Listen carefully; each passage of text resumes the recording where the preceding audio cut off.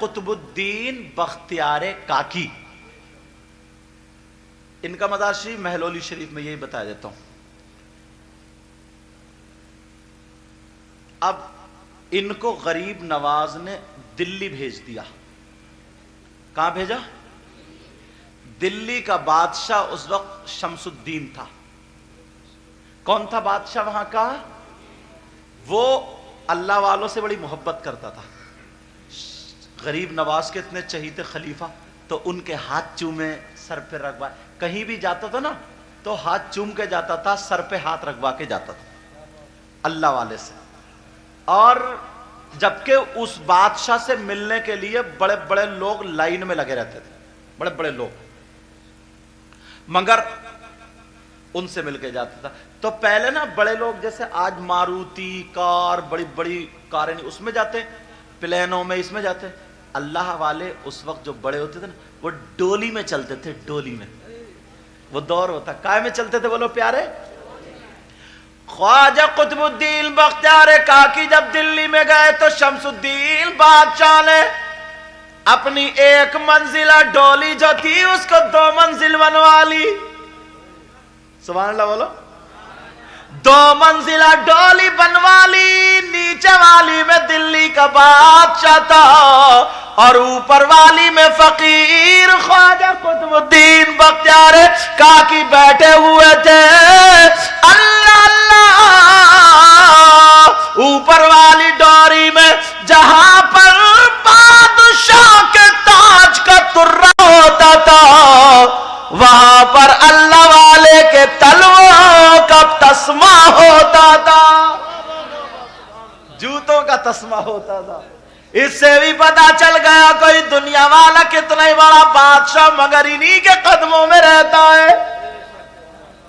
اب ذرا سنو، بڑی پوچھ گچھ، جو بھی جاتے تھے ہاتھ چوم کے جاتے تھے، مگر اس دور میں نا کچھ مولوی، کچھ فقیر، حاسدین، پھٹیچر، جو حسد کرنے والے، انہوں نے کہا یار ہم اتنے دنوں سے ہیں یہاں پہ، ہماری کوئی پوچھ گچھ نہیں ہے، اور یہ ابھی آئے ہیں، ان کی تو ڈولی تک اوپر بن گئی۔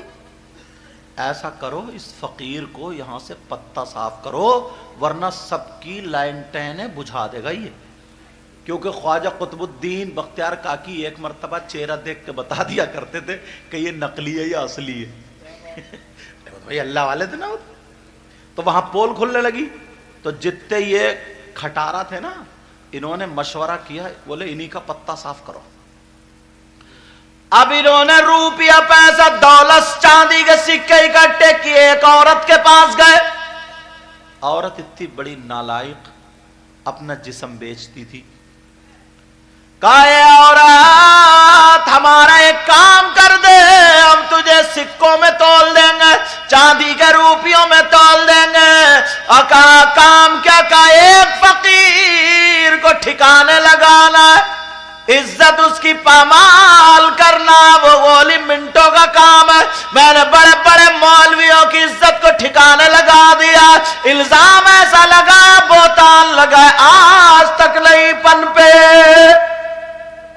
اس نے روپیہ پیسہ لے لیا اور 8 مہینے کے بعد خواجہ قطب الدین بختیار کاکی اوپر والی ڈولی میں بیٹھے تھے، نیچے والی میں بادشاہ شمس الدین دربار میں جا رہے تھے۔ دربار کے قریب وہ عورت آ گئی، کپڑے پھاڑ لیے، چیخنے لگی، چلانے لگی، کہنے لگی بادشاہ میں ہلاک ہو گئی، برباد ہو گئی، میری دنیا لٹ گئی ہے، مجھے زمین میں دھسا دو، مار دو، میرے ٹکڑے کر دو، میرا گوشت کتوں کو کھلا دو، بادشاہ حشر کے دن تمہارا دامن پکڑوں گی، حساب و کتاب ہوگا۔ ڈولی اتارو، اتری۔ بادشاہ بولے کیا بات، کیوں بک رہی ہو ایسے، کیا معاملہ ہے؟ وہ کہنے لگی تم تو آرام سے محل میں رہ رہے ہو، مجھے کتوں سے زیادہ بدتر کر دیا۔ تب بات بتا۔ وہ کہنے لگی مجھ پہ بربریت کے پہاڑ توڑے گئے، مجھے جینا نہیں ہے، مجھے مار دو، زہر دے دو یا ٹکڑے ٹکڑے کر دو، مگر اللہ کے یہاں تمہارا دامن شمس الدین کی بادشاہ تھی تو اس میں مجھ پہ ظلم ہوا. بادشاہ کہنے لگا کس نے ظلم کیا بولو تو کون ہے وہ؟ عورت کہنے لگی بتانے سے کیا فائدہ، تم کچھ نہیں کرو گے. شمس الدین نے نکالی تلوار، کہا جانتی نہیں ہے میری تلوار کو، یہ حق کے لیے چلتی ہے، ٹکڑے کر کے رکھ دے گی. بول کون ہے وہ، بات کیا بتا.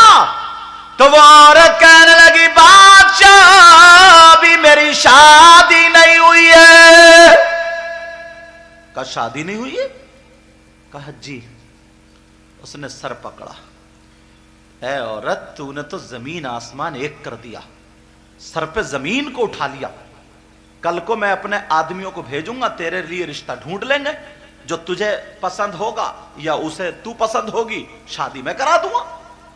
یہ کتنی بڑی بات ہے، تو اتنے بڑے بڑے جملے بول رہی ہے. بادشاہ سے وہ عورت کہنے لگی بادشاہ معاملہ یہ نہیں ہے. کہ پھر کیا ہے؟ کہ میری شادی نہیں ہوئی ہے. آگے تو سنو پھر کیا بات ہے. کہ شادی نہیں ہوئی ہے مگر میرے پیٹ میں بچہ ہے. بچہ ہے؟ کہا جی میرا کوئی پرسان حال نہیں، کوئی اس سے کچھ بول ہی نہیں سکتا، ایسا بندہ ہو.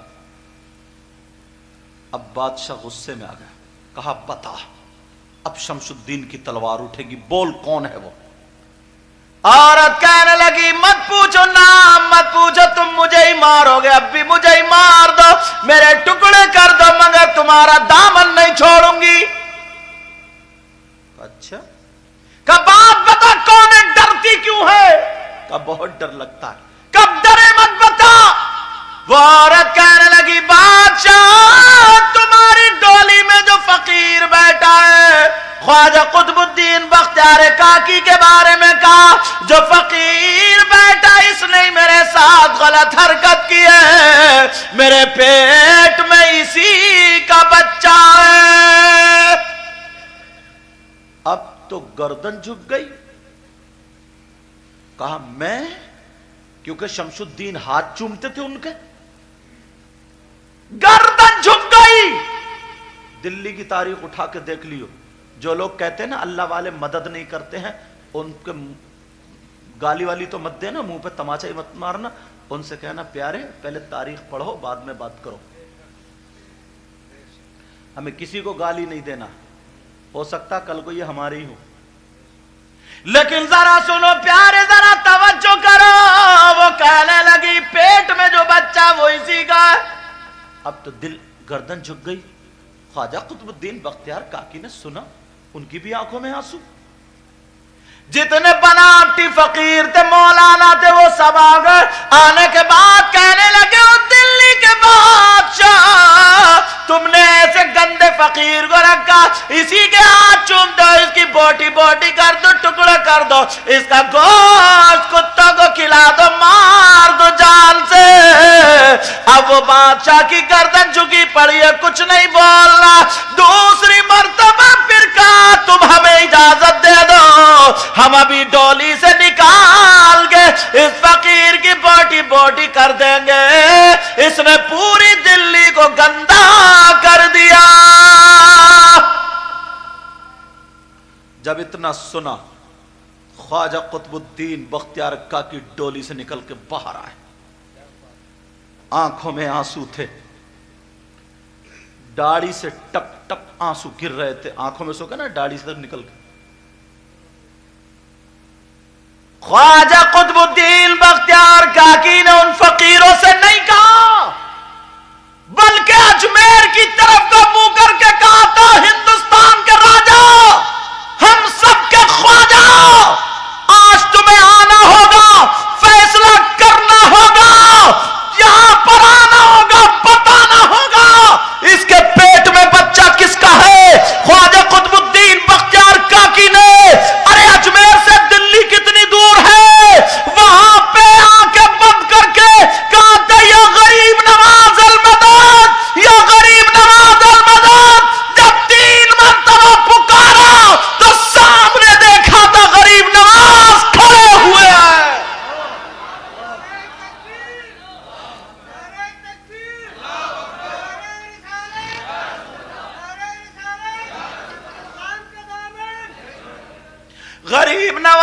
खड़े हुए।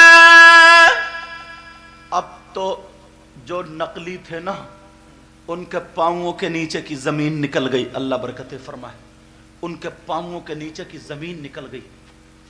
जैसे ही जमीन निकली, गरीब नवाज अपने खादिम की तरफ गए, इशारा किया, सर पकड़ा, सीने से लगाया और कहने लगे, बेटा तूने क्यों पुकारा, बोल। ख्वाजा कुतुबुद्दीन बख्तियार काकी रो रो के कह रहे, सरकार मेरा ईमान ये, अगर जिस पे आपकी चोर पे आपकी नजर पड़ जाए तो वो वली हो जाता है, गुनहगार पे नजर पड़ जाए वो नेकूकार हो जाता। मैंने तो आपका झूठा गाया है सरकार, आपने मुझे सीने से लगाया, मुझे ये मार देते, बोटी बोटी कर देते, फिक्र नहीं थी, मगर मैं नहीं चाहता मेरे सरकार का सिलसिला चिश्तिया किसी तरीके से इस पे दाग और धब्बा मेरी वजह से लग जाए। सरकार इससे पहले मैंने इस औरत को देखा भी नहीं, मगर मुझ पे इल्जाम लगा रही है। ये है अल्लाह वाले। यार दिल से आया करो, चेमी गोइयां के चक्कर में मत पड़ो। समझ में आ रही बात?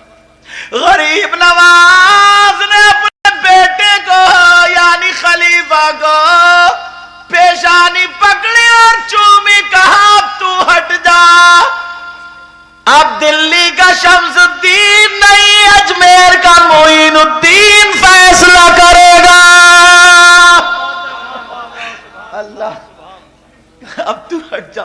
गरीब नवाज ने शमसुद्दीन से नहीं पूछा, औरों से नहीं पूछा, औरत से नहीं पूछा, तारीख उठा के देखो दिल्ली की, शमसुद्दीन के जमाने की। गरीब नवाज ने अपना सा उठाया, उठाने के बाद औरत के पेट की तरफ को इशारा किया और कहा, औरत के पेट के बच्चे बोल तू किसका है बता। ये दिल्ली का मोई, दिल्ली का शमसुद्दीन नहीं बल्कि अजमेर का मोइनुद्दीन बोलता है। कहा ये दिल्ली का राजा नहीं, ये हिंदुस्तान का ख्वाजा बोलता है। कहा पेट के बच्चे तुझे बोलना पड़ेगा, बोल। जब इतना कहा तो लोगों ने देखा, गरीब नवाज ने जब इशारा किया तो पेट से आवाज आ गई, बोल पड़ा पेट का बच्चा। यह है अल्लाह वालों का पावर। पता नहीं कौन से मदरसे में पढ़ते हैं ये लोग, मौलवी नहीं है, आलिम नहीं है, मुफ्ती नहीं है, मगर ये लोग अल्लाह वालों की कभी तौहीन नहीं कर सकते। मर जाएंगे मगर तौहीन नहीं कर सकते। और ये मौलाना पता नहीं अल्लाह उसको हिदायत नसीब फरमाए, कौन से मदरसे में पढ़ता, क्या पढ़ता है, उंगलियां उठाता। गरीब नवाज को बाज ने हिजड़ा कह दिया। शर्म आनी चाहिए, गुस्सा आ जाता है यार, मगर बहुत बर्दाश्त करना पड़ता है। आपको क्या पता। गरीब नवाज ने कहा पेट के बच्चे बोल, बोल पड़ा गरीब नवाज, मैं आपके मुरीद खलीफा ख्वाजा कुतुबुद्दीन बख्तियार